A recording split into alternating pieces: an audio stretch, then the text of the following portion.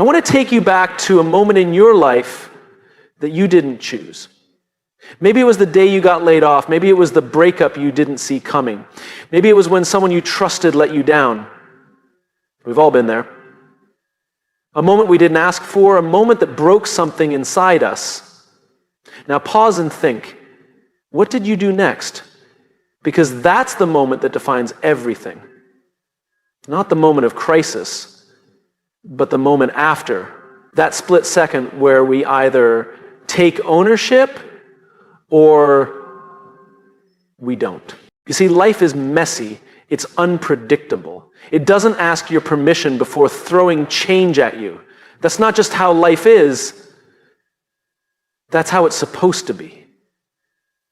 The real question isn't whether you'll face difficulty. The real question is, what story do you choose to write with what you've been handed?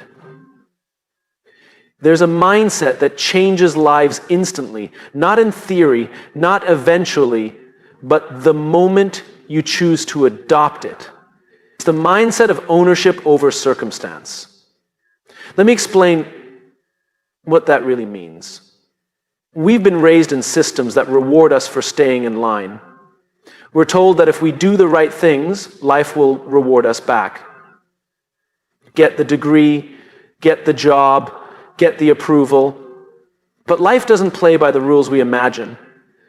And when things go wrong, our first instinct is to point outward. It's my boss. It's the economy. It's my upbringing. It's bad luck. And look, those things matter. Your environment influences you. But it doesn't define you. What separates the fulfilled from the frustrated isn't what they've gone through. It's what they do with what they've gone through. It's not about denial. It's about direction. You can acknowledge pain and still choose power. Ownership says, this happened, I didn't choose it, but now it's mine to deal with. That changes everything. Because when you take ownership, you stop being the victim of your story and you become the author of it. Let me tell you about a man I met once at a workshop. Let's call him Carlos. Carlos had been through hell. Childhood trauma, financial collapse, addiction, and loss.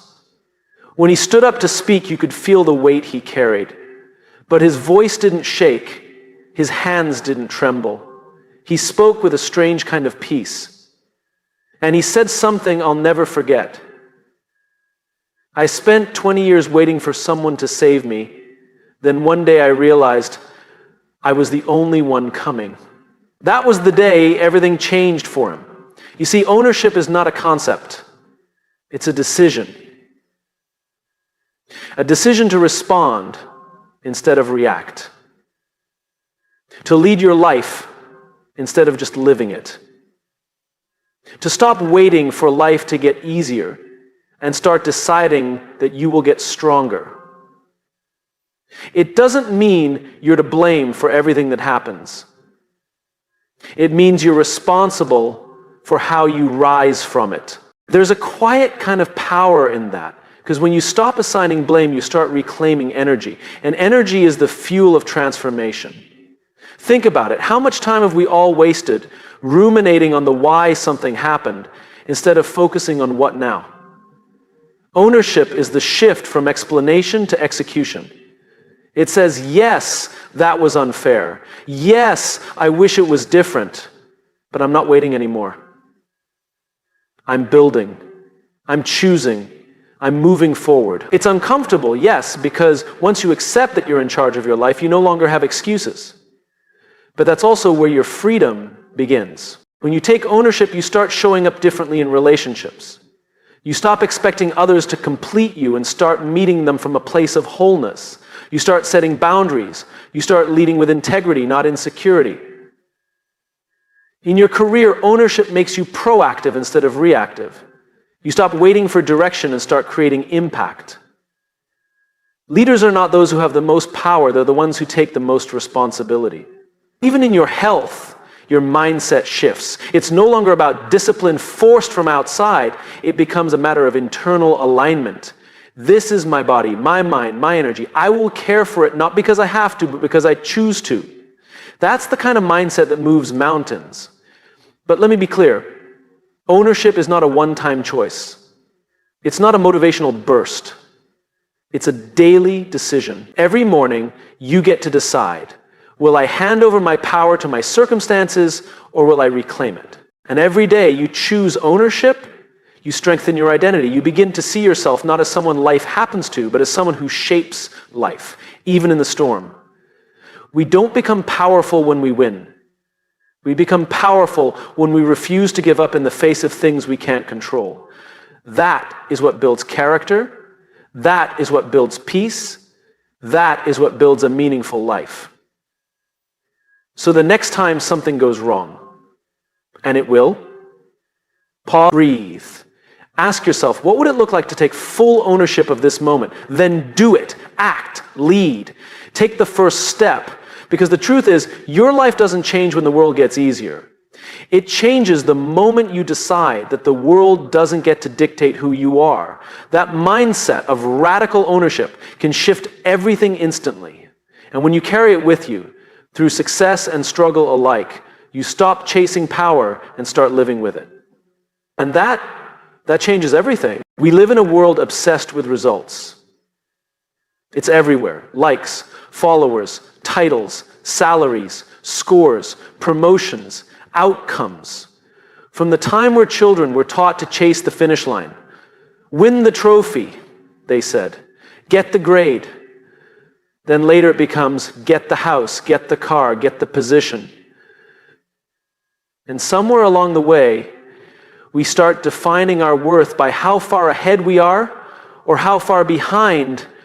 But the truth is, this obsession with the outcome is exhausting, and worse, it's hollow. Because no matter how much we achieve, the feeling of not enough comes back. It always does.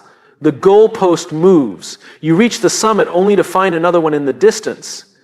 But there's another way to live. A mindset that doesn't wait until the end to feel proud. A mindset that doesn't depend on applause or recognition to feel valuable. It's a mindset that flips the entire script. Fall in love with the process. I remember meeting a young athlete, maybe 22. He was disciplined, focused, incredibly talented, but something was off. He was burnt out, not because he didn't love the sport, but because he felt like every game, every play, every move was a test, a pass or fail. He was chasing perfection, chasing numbers. And when I asked him what first made him fall in love with the game, he paused, and then he smiled. The training, he said. I used to love the training. The smell of the gym, the sound of my shoes on the floor, the rhythm of getting better. And that was the moment. The process. That's what he had lost. And that's what he needed to return to.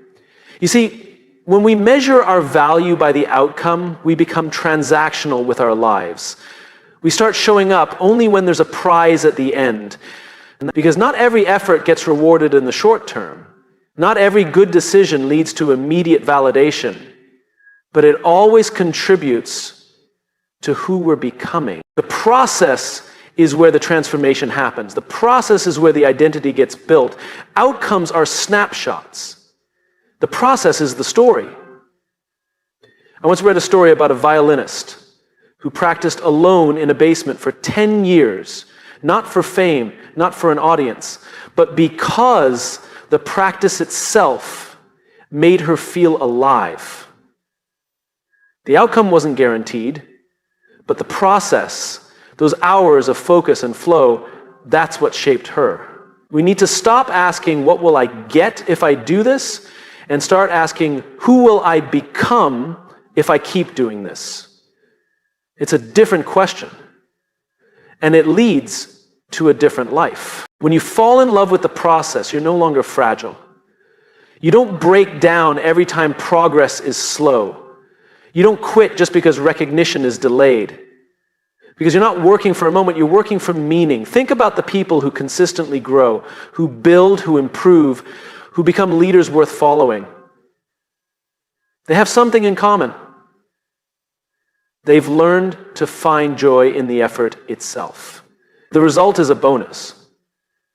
But the work, the journey, that's where they come alive. And yes, it's countercultural. because culture says, don't waste time unless it guarantees success. But that mindset kills passion. It kills curiosity. It kills mastery. Some of the most meaningful achievements in life take years before they bloom. And if we're only obsessed with the fruit, we'll never commit to planting seeds. There's something sacred in waking up each day and deciding to show up, even when no one is clapping. There's something noble in practicing when no one is watching.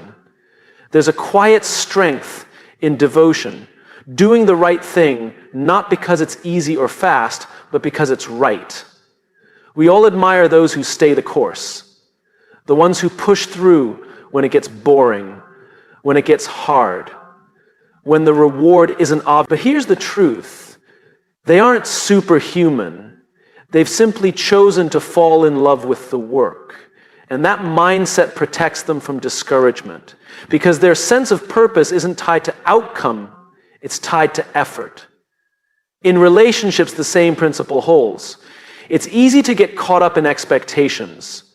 What do I get out of this? But the real beauty is in choosing to be present, to serve, to grow together, not because you're owed something, but because it's worth building. Love, like mastery, lives in the daily practice. In business too, the process matters more than the promise. You don't build trust overnight. You don't build impact in one move. The businesses that last are the ones that commit to integrity in every decision, even when the numbers aren't immediate. They know something others forget. Process compounds. Devotion to process builds character. It creates emotional resilience. It teaches patience, humility, consistency, and grit. Those are the qualities that change lives, not overnight success. I get it. Results matter. They do. But they're only part of the picture. The bigger part is who you become in pursuit of them. Because the truth is, most people don't fail because they're not talented. They fail because they didn't commit long enough to the process that would have unlocked that talent. When you shift your mindset from outcome to process, your entire relationship with growth changes. You start seeing every setback as a lesson, not a loss. You start seeing each day not as a test, but as a training ground. You start to trust the slow burn. And over time, something magical happens. The results start to come not because you chased them. So the next time you catch yourself asking, what's the point if it's not working yet? Remind yourself, this moment is the point. This repetition, this effort, this focus. That's where greatness is born. If you want a mindset that will change your life immediately, choose this one. Stop chasing the trophy. Start honoring the training. Don't measure your day by what you achieved. Measure it by how fully you showed up to the process. That's where the change begins. Not someday, not later, now. There's a pattern I've noticed over the years, one that shows up in athletes, artists, entrepreneurs, students, leaders. It's this subtle, dangerous waiting game. They tell themselves, one day I'll be confident. One day I'll feel like I'm ready. One day I'll step into who I'm meant to be. But here's the hard truth. There is no one day. There's only now. The people we admire most aren't waiting for a moment of transformation. They're acting from it before it even arrives. Most people are stuck in a loop. They believe they need to achieve something before they can become something. Once I lose weight, I'll feel healthy. Once I get the promotion, I'll feel like a leader. Once I launch the business, I'll be an entrepreneur. But that mindset traps you because you're always reaching, never becoming. The mindset that changes everything immediately is the opposite. Instead of chasing the outcome, you adopt the identity. You don't wait to feel like the person you want to be. You decide to become that person now. Let me tell you a story. A few years ago, I met a man who'd just run his first marathon. He wasn't a professional athlete. He wasn't even particularly fit when he started. He was an accountant, a father, a regular guy. But when I asked him what the hardest part was, he didn't talk about race day. He didn't talk about the long runs or the blisters. He said the hardest part was convincing himself that he was a runner before he'd ever run a mile. And I didn't believe I was that kind of person, he said. I kept saying, I'll call myself a runner when I run a half marathon. Then it became, once I run a full one. But the shift happened when I woke up one day, put on my shoes, and said out loud, I'm a runner. That's the day everything changed. He became the identity before he had the outcome. And it worked. Not because he tricked himself, but because identity shapes behavior. Once he saw himself differently, he started showing up differently. That's what most people don't realize. We think action creates identity, but identity also creates action. It's a loop, and it works in both directions. If you want to write a book, don't wait until you get published to call yourself a writer. Start writing, start thinking like a writer, start structuring your day like one. Wake up early and protect your creative time like your life depends on it, because in a way it does. That identity shift will drive the habits that eventually create the outcome. This is the reason people struggle with consistency. They try to change what they do without changing who they believe they are. They say, I'm trying to get fit, instead of I'm someone who values health.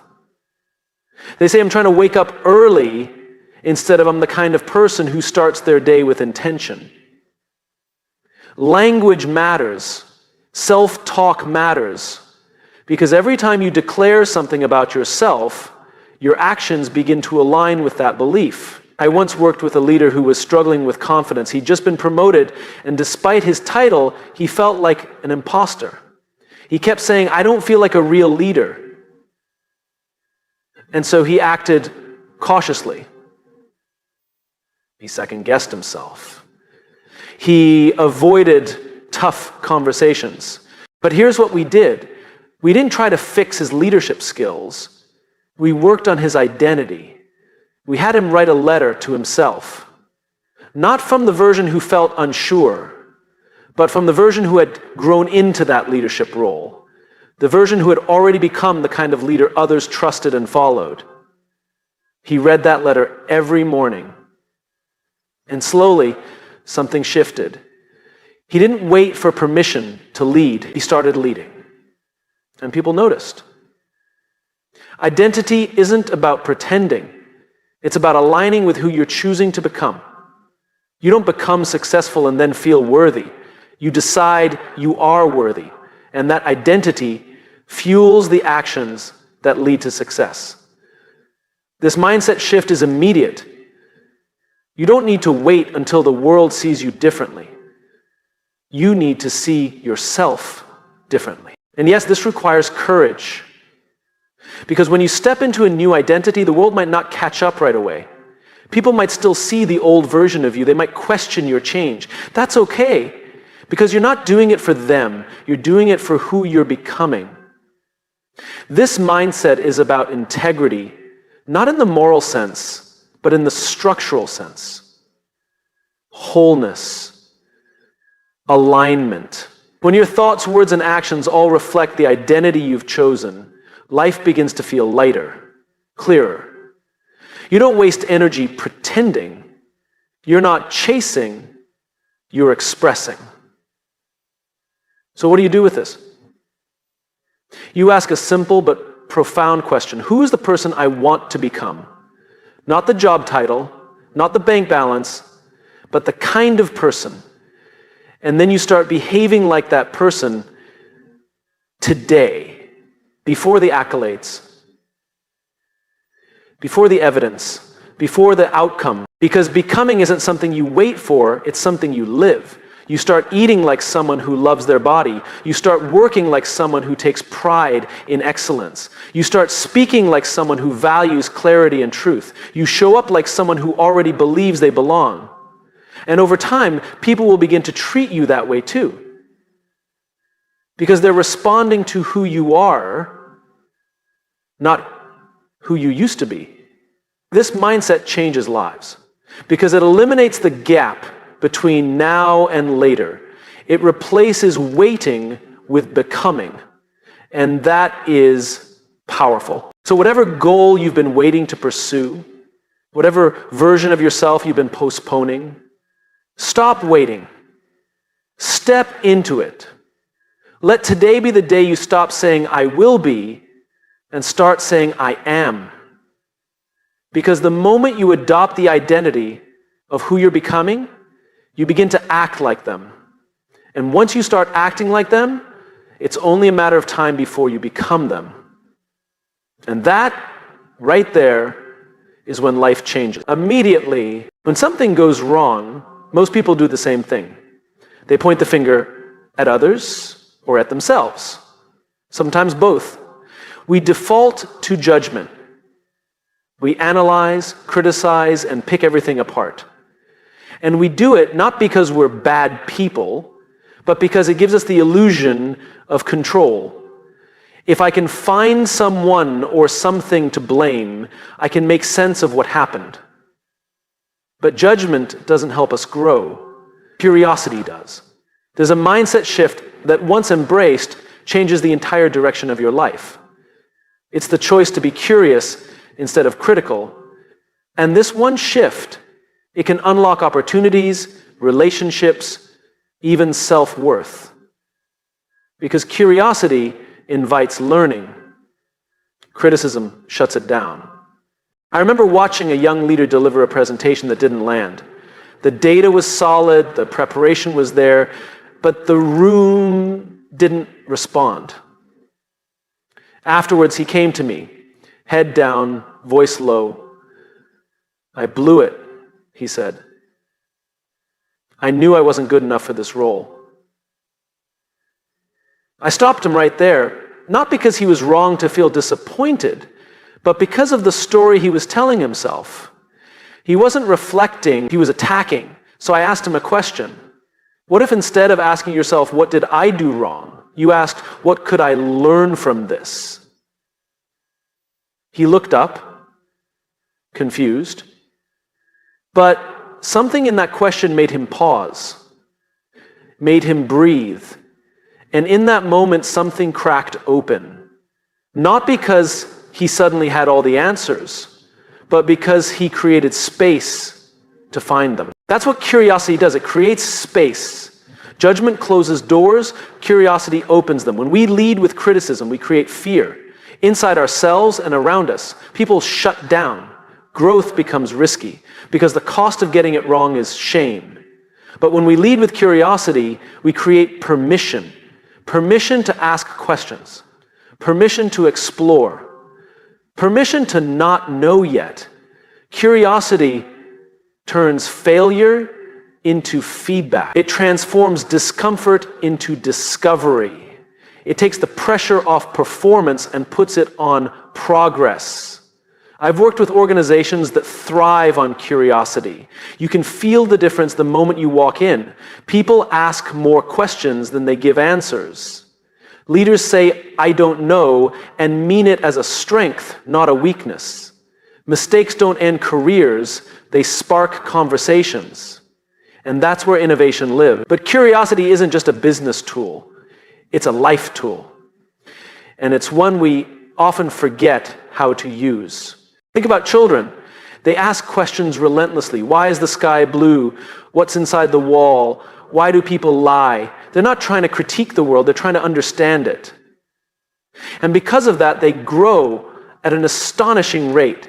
They learn language, emotions, motor skills, social dynamics, sometimes all in the same afternoon.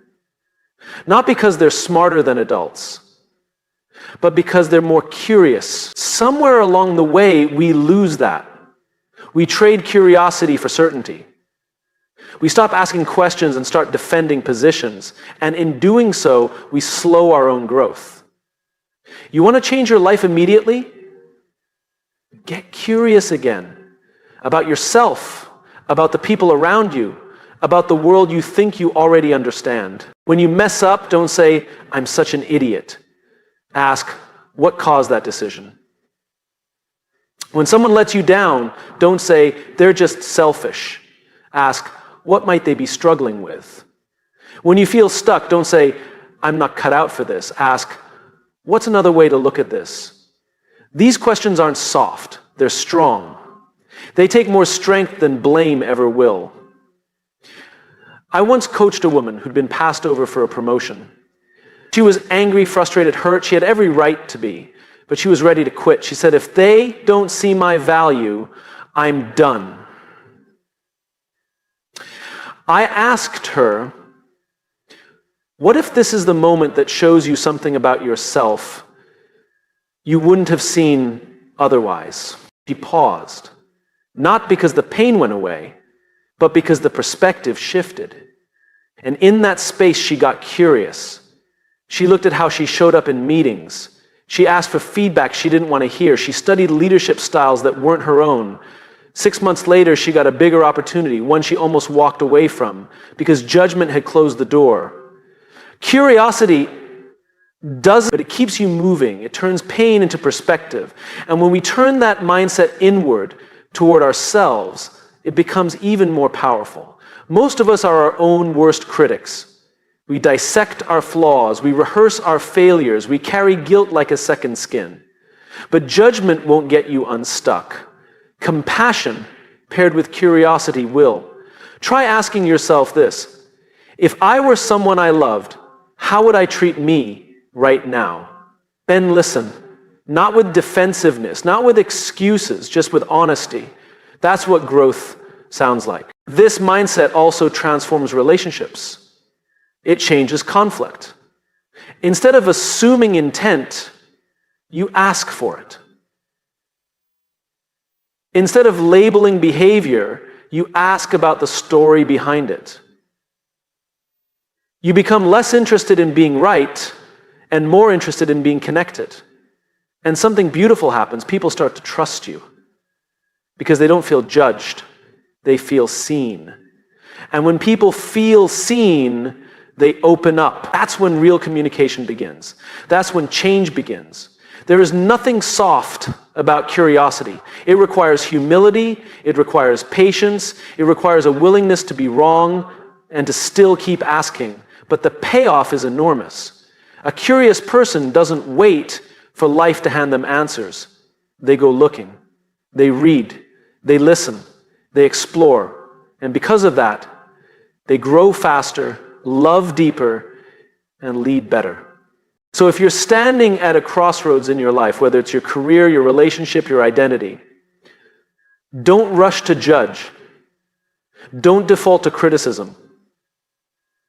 Don't shut down because you don't know yet. Get curious. Ask what's here for you. Ask what this is trying to teach you. Ask what you haven't yet seen, because that simple shift from judgment to curiosity can unlock everything. And the moment you choose it, your life starts to change. Immediately, there's a strange thing about motivation. It doesn't always show up when you need it. Some mornings you wake up and you're ready to take on the world. Other days, the same goals feel heavy. You look at your to-do list, your commitments, your promises to yourself, and none of it feels urgent. None of it feels worth the effort. The mood's just not there. And that's the trap. Because if your life is built around how you feel in the moment, you'll always be chasing consistency and never quite finding it. The day you feel tired, you'll skip the workout. The day you feel discouraged, you'll avoid the work. The day you feel insecure, you'll hide instead of speak up.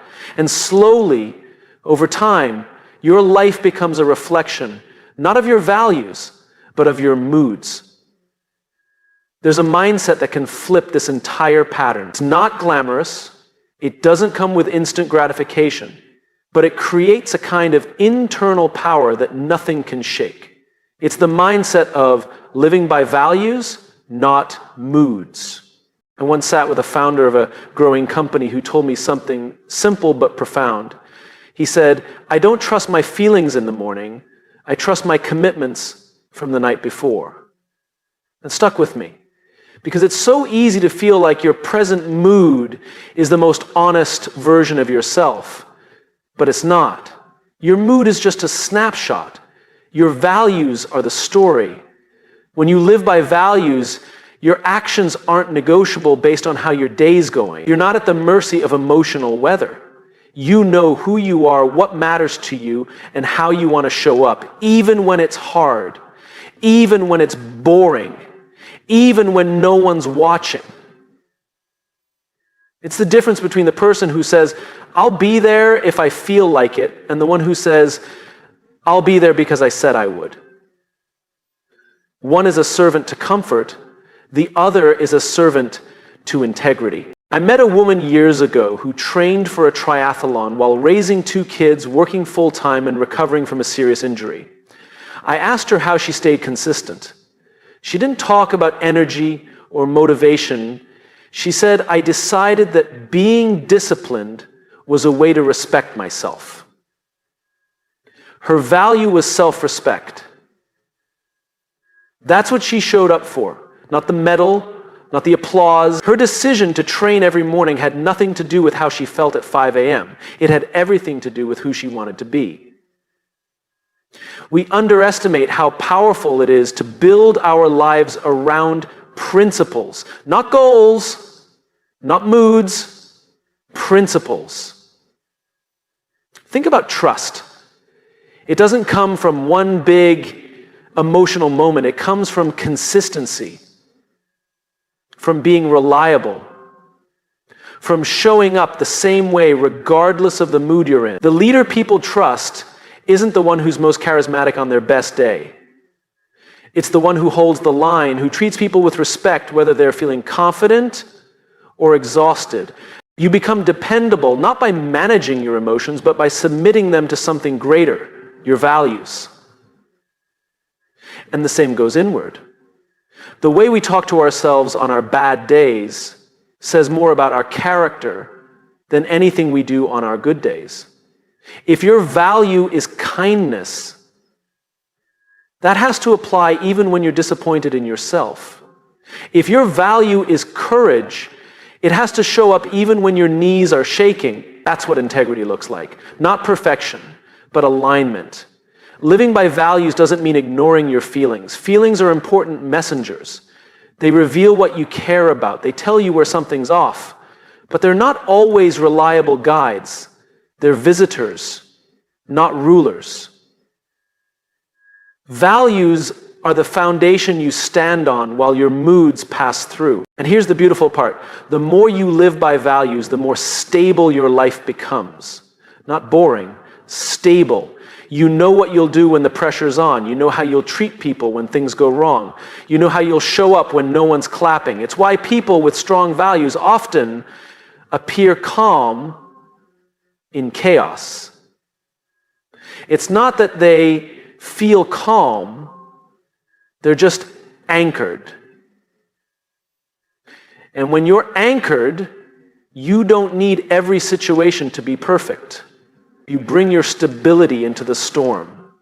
I worked once with a team that had been through massive disruption, layoffs, reorganization, leadership changes. The teams that survived weren't the ones who had the best systems. They were the ones who had values they practiced out loud. Transparency, respect, adaptability. They reminded each other every single week what they stood for. And that culture kept them from falling apart when everything else did. Now bring it back to your life. What are your values? Not the ones you think sound good, but the ones you actually want to live by, the ones you want your future self to thank you for. Write them down, 1 sentence each. And then the harder part, build your days around them. If your value is growth, keep learning even when no one's grading you. If your value is courage, speak the truth even when your voice shakes. If your value is integrity, follow through even when it's inconvenient. If your value is compassion, stay kind even when you're frustrated. That's how transformation begins. Not through some lightning bolt of inspiration, but through quiet alignment between what you believe and what you do. The people who change the world don't feel like heroes every day. They feel doubt, they feel fear, they feel exhaustion, but they keep showing up anyway. Because their lives aren't built on how they feel in the moment. Their lives are built on who they've chosen to be. You can choose that too. Right now, without changing your job, your title, your bank account, or your surroundings. You can choose a mindset where values win over moods, where direction beats distraction, where who you are is more important than how you feel. Because the moment you stop negotiating your actions with your emotions and start aligning them with your values, is the moment your life begins to change. Immediately.